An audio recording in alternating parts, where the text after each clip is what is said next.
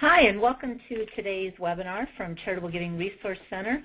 I'd love to say it's in sunny West Des Moines, Iowa, but quite the contrary. It's very gloomy and windy and rainy today, so I hope wherever you're at, it's nice and sunny today. We're excited to have all of you with us today. This is a topic that a lot of people are curious about and wondering what the impact of tax reform will be. I wished I could tell you at the end of this seminar you'd have all the answers, but you probably won't. A lot of it is just pure speculation as to what's going to happen. And so Cory Haith, who's with us today, will talk you through some of the what ifs. You know, what if this changes, what if it doesn't?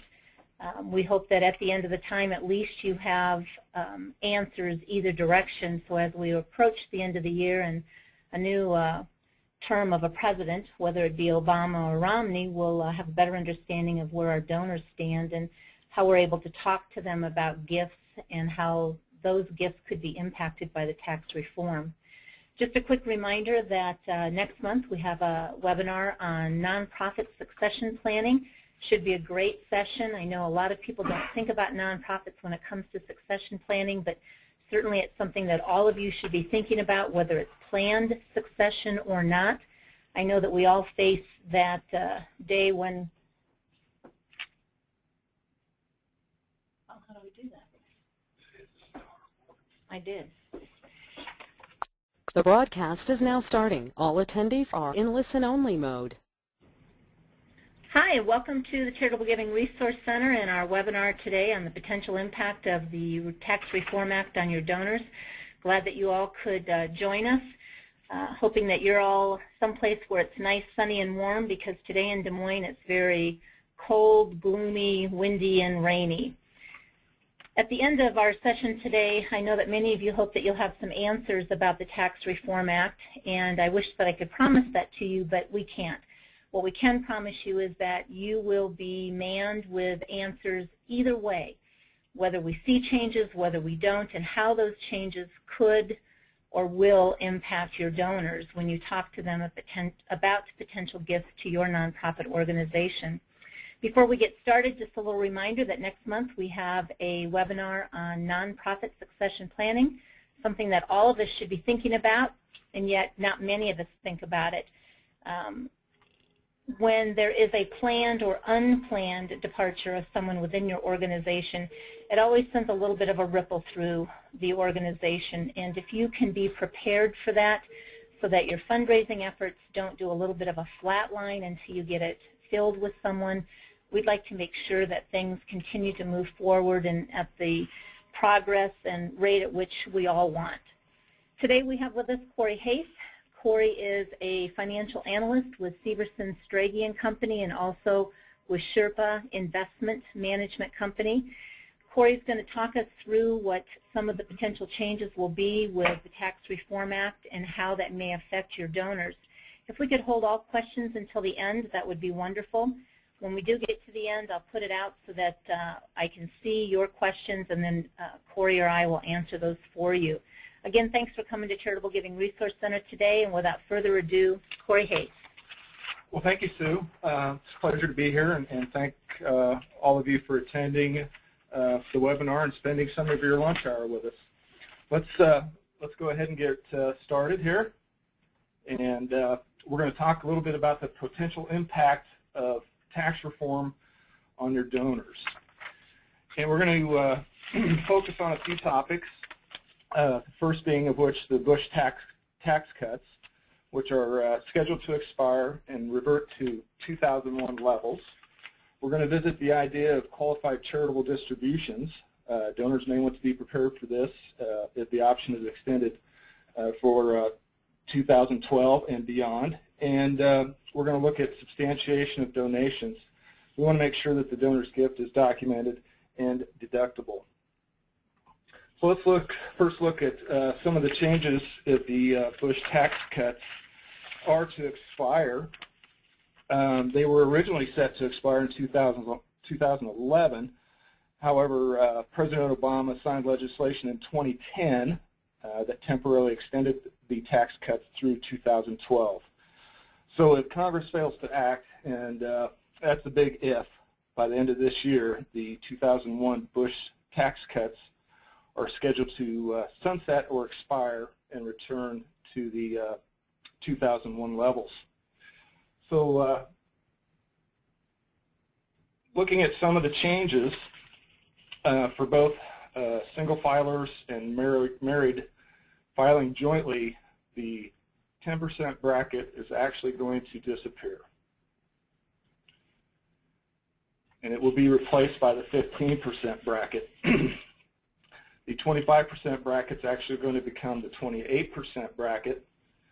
The current 28% tax bracket is going to be the 31% bracket. The 33% bracket will become the 36% bracket, and our new highest tax marginal tax rate will be 39.6%. And we also noticed that the new tax rates, if they are not extended, we're going to see an expansion of the 28% tax bracket for those married filing jointly. And also, I didn't put on this slide, but I should probably make note of it.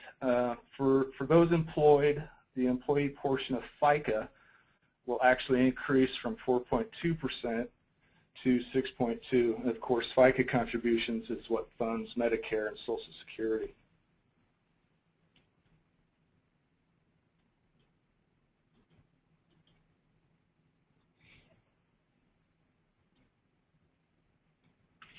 So what happens to capital gains? Let's take a little look. Capital gains is the profit from the sale of an investment, stocks, mutual funds, bonds, real estate, even collectibles. They are taxed at ordinary income tax rates if they do not meet the qualifying holding period, which is you must hold them for at least a year before those gains are actually taxed differently. We will not see a change in the tax rate on short-term gains for 2013. They're going to be continue to be taxed as ordinary income.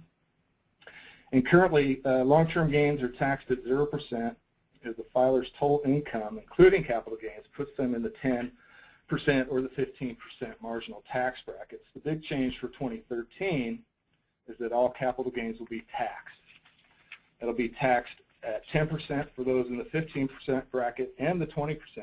And 20% for all other brackets. So for stocks, mutual funds, securities, the income or the dividends from these types of investments are currently taxed at 15%. For 2013, all dividends will be taxed at the individual's marginal tax rate. This means an increase of in the dividend tax rate from 15 to 39% for top bracket payers.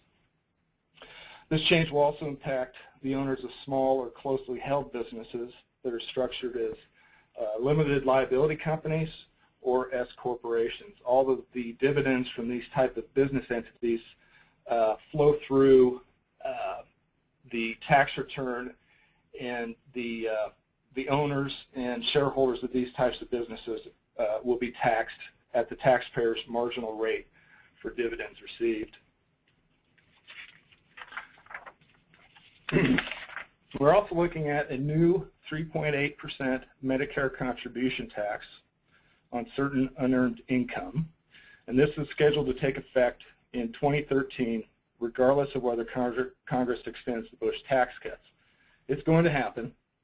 And what does this mean? Well, unearned income includes long-term capital gains, stock and mutual fund dividends, interest, and passive income.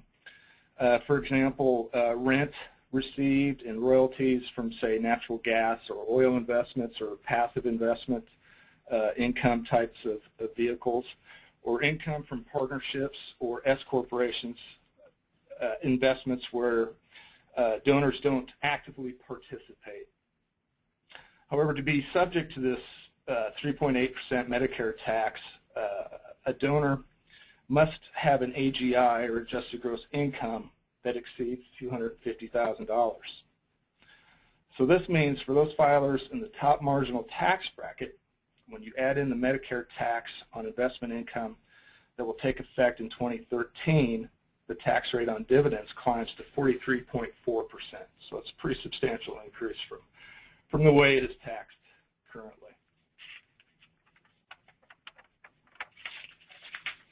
So what does this mean for your donors? Well, if nothing happens, now is a good time to give. However, if the Bush tax cuts expire, one factor to consider is how much income you are likely to earn this year versus next. If you are able to accelerate income into this year to take advantage of the lower 2012 tax rates, donors may be able to deduct a larger charitable contribution this year rather than next. Donors can also use charitable strategies to minimize future tax surcharges by donating appreciated assets such as dividend-paying stocks or income-generating properties, for example, to charities now. Donors not only get an immediate income tax deduction, but will also reduce future investment income that may be subject to the new Medicare surcharge tax that is slated for 2013. But keep in mind the need of the charities you support now. Regardless of the changes in taxes, donations have yet to recover from 2008 levels. Many organizations are still feeling the effects of a challenging economy. So it may be that donors may decide to give now rather than later, just for the simple fact that the organizations that they value need support now. So when is a good time to give, this year or next? Well, deductions are worth more when taxes are higher, clearly. So by deferring a gift into 2013, your donors your donor's tax benefit may offset income taxed at higher rates. However, there may be some limitations on the deductibility. Charitable gifts are only deductible up to a certain percentage of a taxpayer's AGI, and that is 50% for gifts of cash and 30% for gifts of appreciated assets. There's also a possibility that deductible charitable contributions could be limited by phase-outs of itemized deductions. Generally, charitable contributions, mortgage interest, state and local taxes, could all be reduced by 3% of AGI above a level of about $175,000 of adjusted gross income. So for example, if you have $200,000 of adjusted gross income and $30,000 in itemized deductions, the amount of your allowable deduction, which is $25,000 above the AGI limit, would be reduced by $750 to $29,250. It's not a significant amount in our example, but the phase out of itemized deductions is something that people need to be aware of. And lastly, we'll discuss this in a little more detail in a moment, but for 2013, there may be a tax, a 28% limit to deductions no matter the taxpayer's actual tax bracket.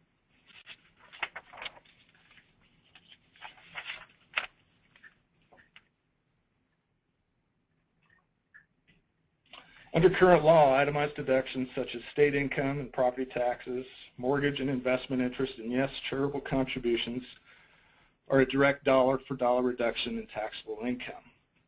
So if we look at a simple example of $10,000 in itemized deductions, this will reduce the tax liability of a 35% taxpayer by $3,500. The President's proposal will limit the benefit of these itemized deductions to 28%. This means that for a taxpayer in the top bracket of 39.6%, an additional $10,000 in income would create a tax liability of almost $4,000. However, an additional $10,000 in itemized deductions will only create about $2,800 of tax benefit, so there's a difference of about $1,200. So if itemized deductions are capped at 28%, for those taxpayers in the 35% tax bracket for 2012, a charitable gift will be worth more now than in 2013.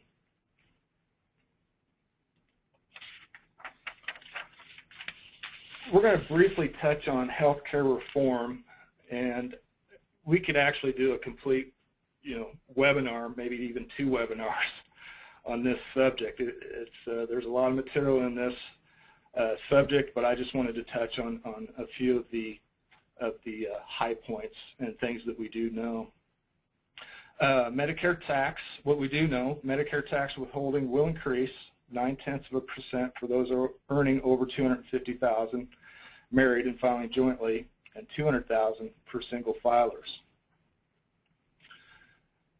Currently, you are allowed to deduct medical expenses that are in excess of 7.5% of AGI. However, in 2013, with the Patient Protection and Affordable Care Act, or Obamacare, medical expenses will not be deductible until expenses are greater than 10% of taxpayers' adjusted gross income. So what we do know, what we don't know, is what the cost of insurance will be.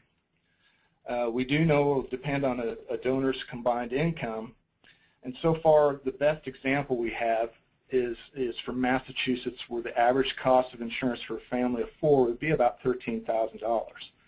And that is if their income, combined income, is greater than 400% of the poverty level, which the poverty level for singles is almost $12,000, and 400% of that would be about $45,000. And for married, filing jointly, family of 4, the poverty level is just north of $23,000. So a combined income of greater than $92,000 for a family of 4 could cost, health insurance could cost in the neighborhood of $10,000 to $13,000 a year. So it's a pretty big, significant amount if the family is not covered by a work policy.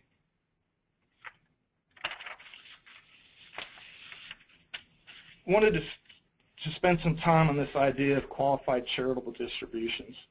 I truly believe this is good for donors. I hope it gets extended, if not put in place permanently. This provision allows taxpayers aged 70 and a half or older to make direct contributions from an IRA to a qualified charity. By doing so, this bypasses recognition of the distribution as income. In other words, donors do not get the charitable deduction, but they do not pay tax on the distribution. And the contribution can include the taxpayer's required minimum distribution for the year as well.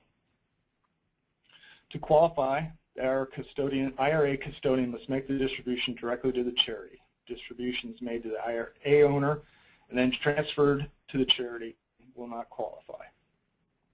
For this year, any IRA owner 59 and a half or older can still make an IRA contribution to a qualified charity.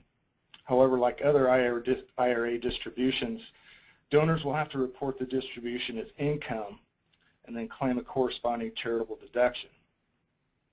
This will increase the adjusted gross income on the donor's tax return, which in turn may limit the deductibility of items that are based on a percentage of AGI. And an example of that would be medical expenses that we just previously talked about. And a contribution in this fashion may also increase the taxable portion of Social Security if a donor is claiming Social Security, and it may trigger higher Medicare premiums, which both are based on level of the taxpayer's adjusted gross income. So let's just take a quick review of the expected changes if the Bush tax cuts are set to expire. Kind of touch on the high points.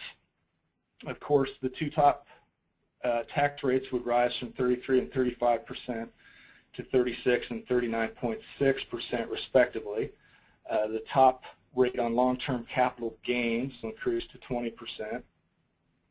And qualified dividends, the tax rate would increase from 15% to 39.6%. That's excluding the Medicare surcharge tax. So if the taxpayer actually exceeded the threshold of AGI, their dividend tax rate would be over 40%. And also a cap of 28% on itemized deductions will limit a donor's ability to benefit from charitable contributions. and this potentially increases a donor's exposure to the top marginal tax rate. And lastly, the 3.8% Medicare tax will be assessed on investment income for taxpayers, again, exceeding specified limits, and those limits are $250,000 for couples married filing jointly and $200,000 for single filers. So let's look at some of the ways to give. The easy way, of course, is cash.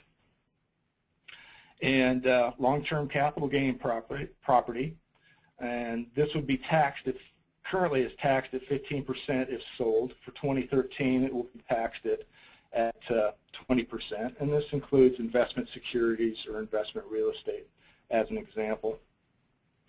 Ordinary income property and short-term gain property, these are assets held for short-term. Again, investment securities can fall in this category.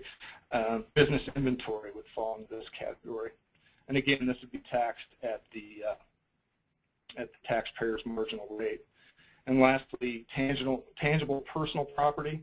This would be artwork, jewelries, other collectibles, motor vehicles, even ag products.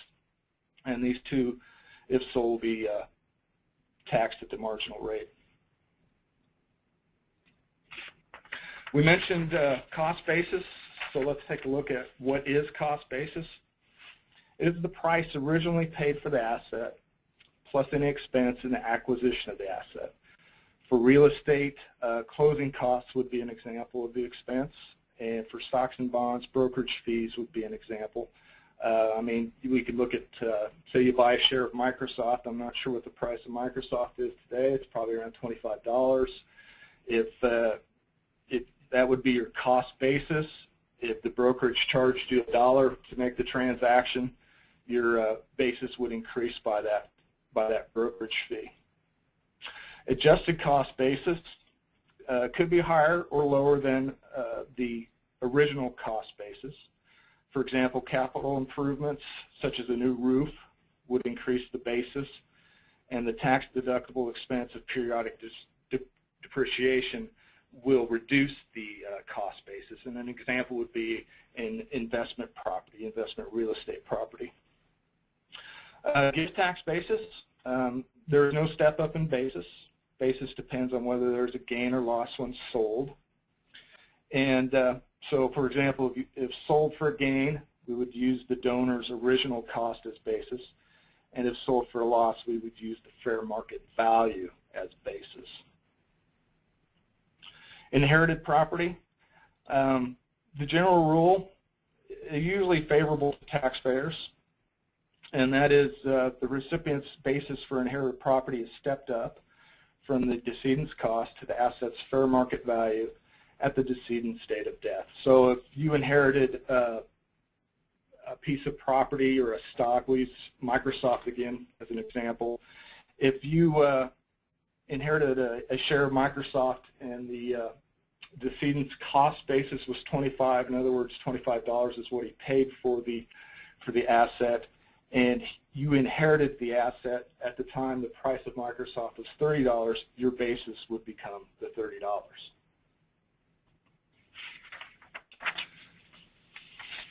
So there are deductibility limits on gifted assets, and cash, ordinary income property, tangible property, and short-term gain property, they are all based on a limit of or a percentage of the donor's adjusted gross income. The only difference is long-term gain property. That adjusted gross income limit is 30%.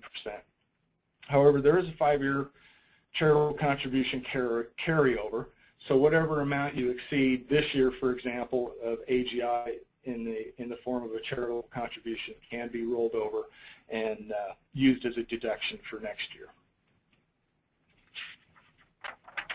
And of course, there's some non-deductible gifts. Gifts to non-qualified or non-charitable organizations. We cannot deduct gifts to political groups or gifts to individuals. Cannot deduct tuition payments for those of you with kids. That's unfortunate. And personal service, the value of your time is not deductible, but expenses incurred to do the work are deductible. An example would that be car mileage traveling to and from the place where you're doing some voluntary work. Revocable gifts are not deductible, or are gifts to foreign organizations. Incomplete gifts are not deductible. So if the donor retains any type of control over the gift, such as the final disposition of the gift may be incomplete for purposes of the charitable deduction. Appraisal fees for donated property. The appraisal fee is not deductible as a charitable gift. However, you can deduct the expense, the appraisal expense, as a miscellaneous itemized deduction, but that is subject to 2% of the adjusted gross income limit, meaning you can't deduct anything over 2% of your adjusted gross income. So let's take a look at substantiation.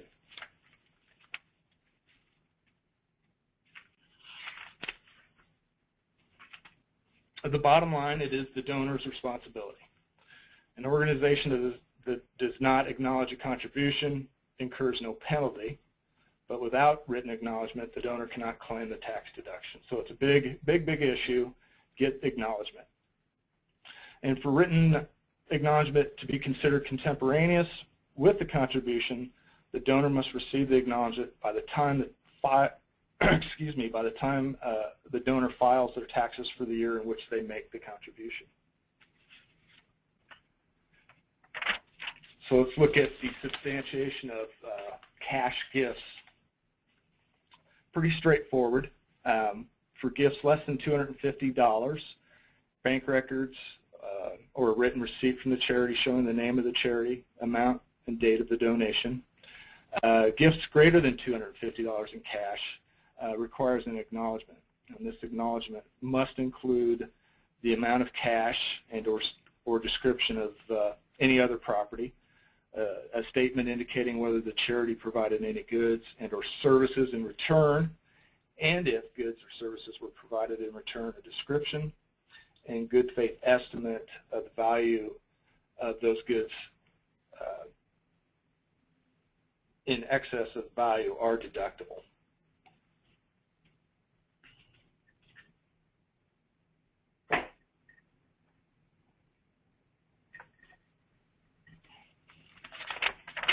For non-cash substantiation, again, most of this is pretty straightforward.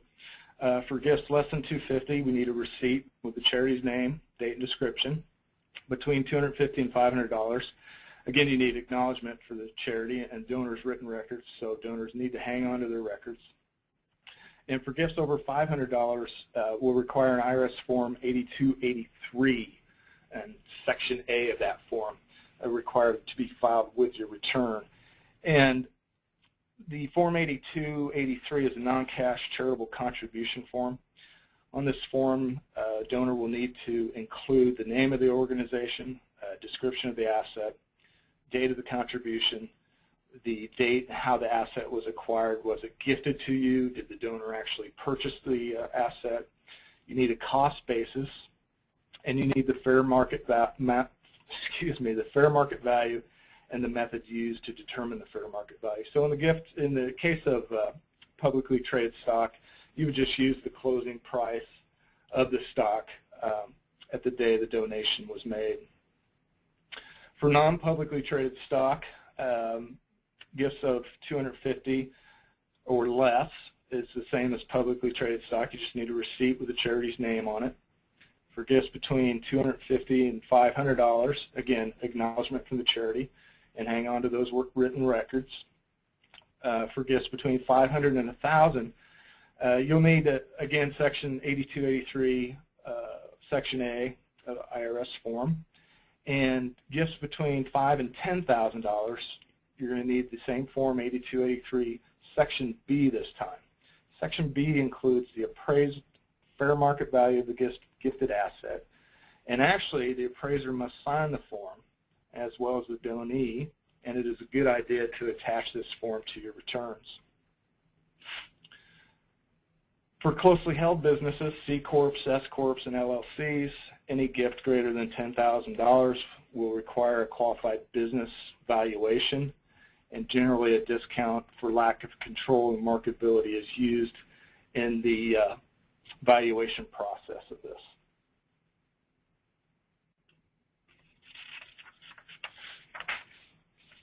So, looking back,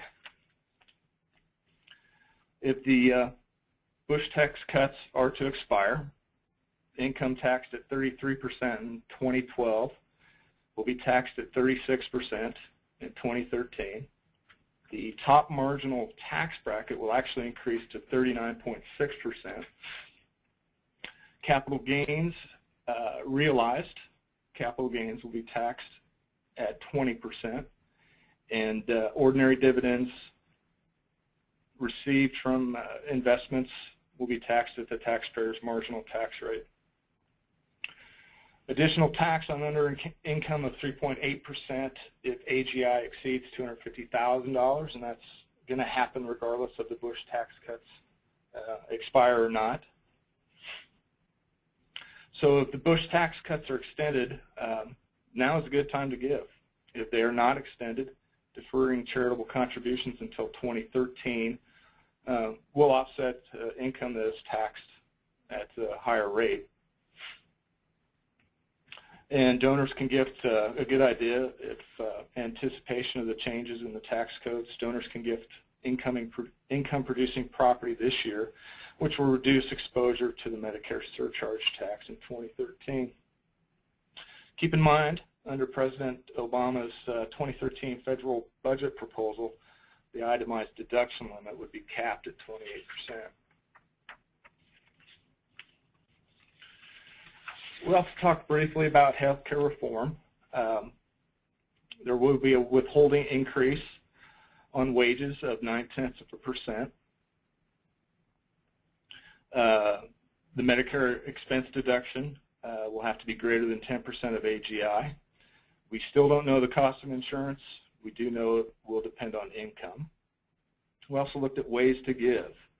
Long-term gain property, investment securities, investment real estate, for example, ordinary income property, assets held for a short term, again, investment securities, business inventory, even works of art created by the donor would be considered ordinary income property. And tangible property, jewelry, motor vehicles, agricultural products are all examples of tangible property. And we got to keep in mind the non-deductible contributions, contributions to political parties, foreign organizations, and gifts to individuals, just to name a few. And remember, obtain an appraisal if necessary. It's the donor's responsibility to substantiate the value of the gift.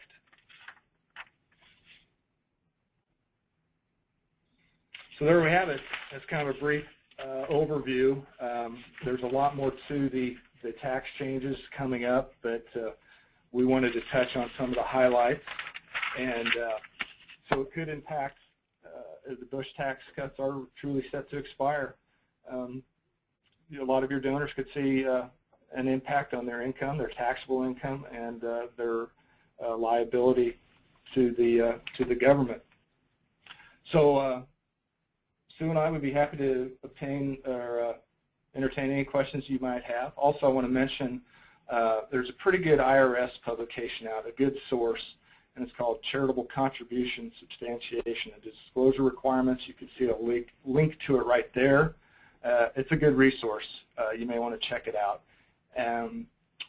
So without... If you have any questions, if you just type that into your screen, we'll see it on this end, and we'll get those answered.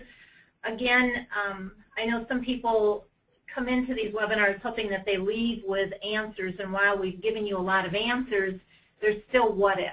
What if it changes? What if it doesn't?